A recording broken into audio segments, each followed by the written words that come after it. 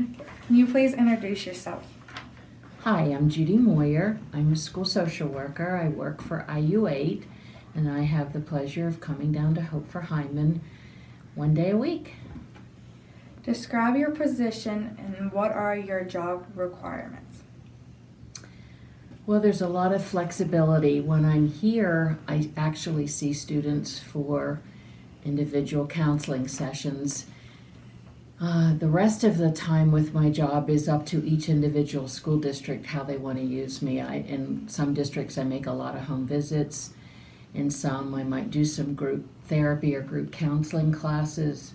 So that's pretty individualized by each district. What does a typical day look like in your job? Well, a lot of traveling. So if you want to be a school social worker, you have to get used to being in your car a lot. But every day is completely different. Today I left my house around 7:30 to get here, and I'll be here until school's out. Tomorrow I have some time in the office, and then I have home visits and meetings in the afternoon. So every day is different. My calendar for each week is very individualized. What is your level of education or training? I have a Bachelor of Science degree in counseling rehab from Penn State, and then I went to graduate school at the University of Maryland, and I have a master's degree in social work, and I have a second master's degree in master's in public administration.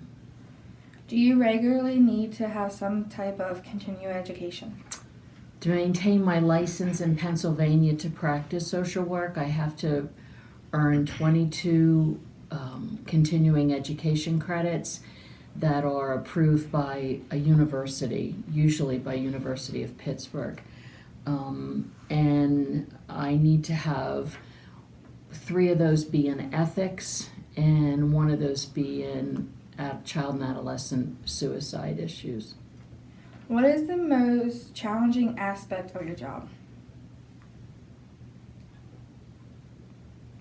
That's a difficult question because that also can vary from district to district. I guess one of the things that is challenging but has also changed a lot over the years is the poverty level that families have to find themselves in. And then sometimes what happens as a result of that, in the last 10 years, I have seen a huge increase in the numbers of depressed children to find out that their poverty level in their homes is pretty bad. And I've also seen the issues that parents struggle with, sometimes drug issues, depression themselves. It's very hard to be a good caretaker to your children when you're not feeling good about yourself. What is the most rewarding? Oh, definitely working with the students. That's a joy and a pleasure. Did you start in your current job? Did I start in my current job? Can you explain that question to me a little bit? Did you start out with therapy or did you do something before it? Oh, I've done a lot of different things before that. I moved 11 times in 10 years. So my first job was actually working in a black lung clinic in Rollsburg, West Virginia. And then I moved to Philadelphia and worked at an inpatient adolescent drug and alcohol treatment facility. And I worked at the VA hospital, VA system, and I worked in home social work at an agency called Home Nursing with people who were sick.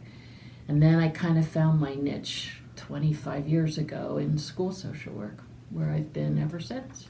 Have you ever been promoted?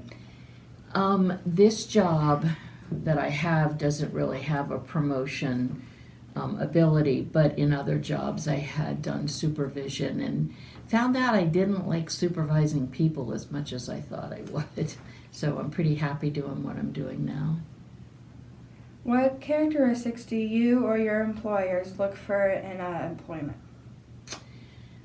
I think you have to have a lot of confidence because you're on your own a lot. I think you have to have a lot of base knowledge about child and adolescent development. You definitely need to understand basic psychological principles. And then you have to kind of find your own way of working things with counseling with each individual student. I don't practice just one way because there's so many different issues that you have to be the flexible one. Do you have anything else to add? It's been a good career for me. If anybody enjoys working with kids and families, this is certainly a career to consider, but you're going to need an advanced degree to really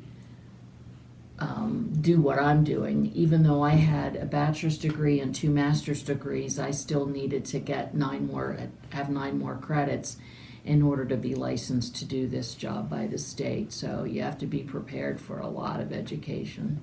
But it's been helpful, so it's been worth it. Okay, that's all the questions I have. Thank you for your time. Thank you.